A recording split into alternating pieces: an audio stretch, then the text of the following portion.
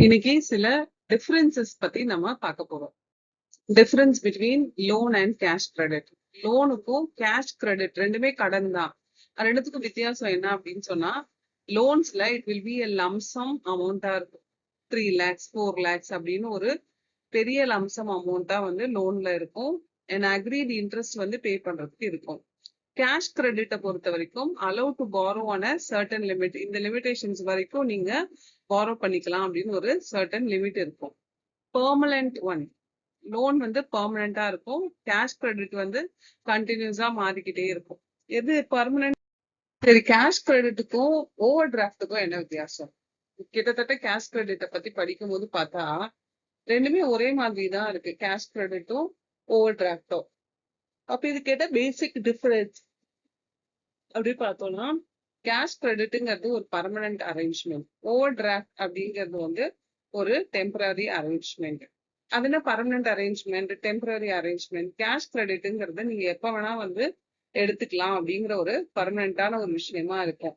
Over டிராஃப்ட்ங்கிறது இது குறிப்பிட்ட time வரைக்கும் தான் இருக்கும், அதுக்கப்புறம் அதுக்கு நீங்க ஓவர் டிராஃப்ட் எடுக்க முடியாது அப்படின்னு சில ரூல்ஸ் அண்ட் ரெகுலேஷன்ஸ் இருக்கும். ஸோ அதான் permanent arrangement and temporary arrangement அப்படின்னு சொல்றாங்க. Used for long duration. Cash credit வந்து ரொம்ப லாங் டியூரேஷனுக்கு சின்ன அமௌண்ட்டை லாங் டியூரேஷன்ஸ்க்கு கிரெடிட்டா எடுத்து யூஸ் பண்ண முடியும். ஆனா ஓடுற ஃபெசிலிட்டியில ஒரு ஷார்ட் டியூரேஷனுக்கு தான் அதை எடுக்க முடியும். ஃப்ரெஷ் கிரெடிட்டை பொறுத்த வரைக்கும் commitment charge is charge by the banker. Cash கிரெடிட்க்கு கமிட்மெண்ட் சார்ஜ் இருக்கு.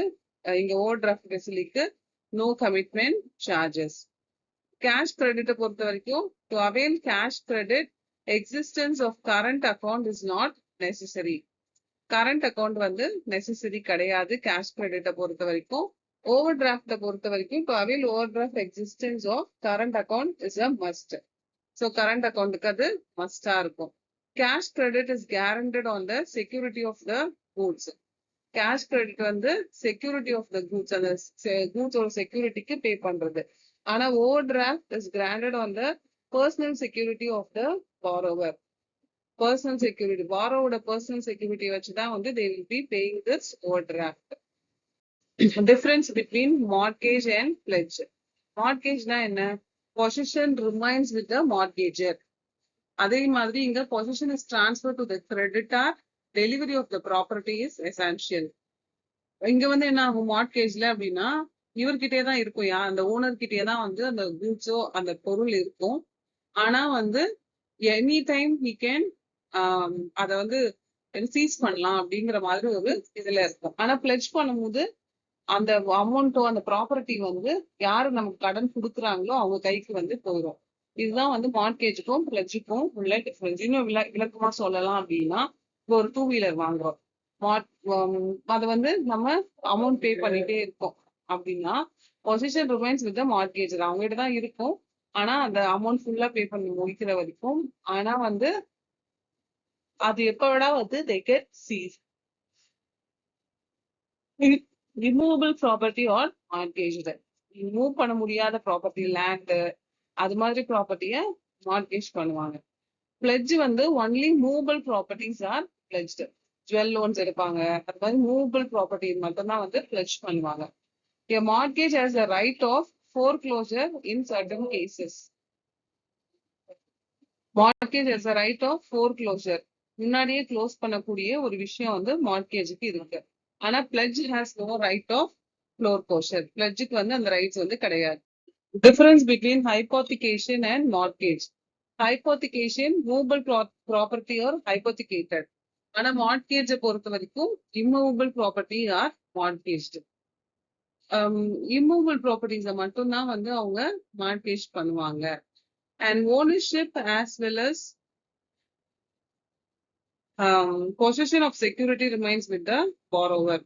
ஓனர்ஷிப் அதே மாதிரி பொசிஷன் வந்து பாரோவர் கிட்டயே தான் வந்து இருக்கும்.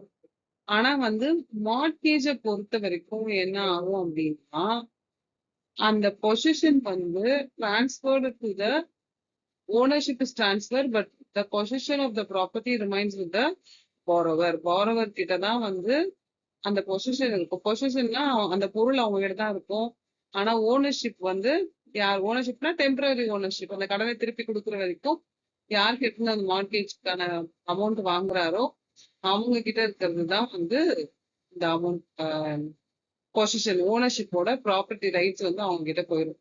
ஸோ இதுல ஹைப்போத்திகேஷன்னா என்ன அப்படின்னா பேப்பர்ஸ், பேங்க் அது vehicle paper until your loan is cleared. So நம்ம எது மார்கேஜ் வைக்கிறோமோ அதுதான் ஹைப்போத்திகேஷன் அப்படின்னு சொல்றோம்.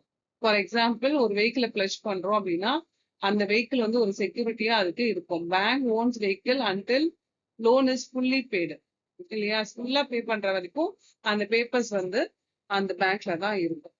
இதுதான் வந்து ஹைப்போத்திகேஷன் அப்படின்னு சொல்லுவாங்க. தேங்க்யூ.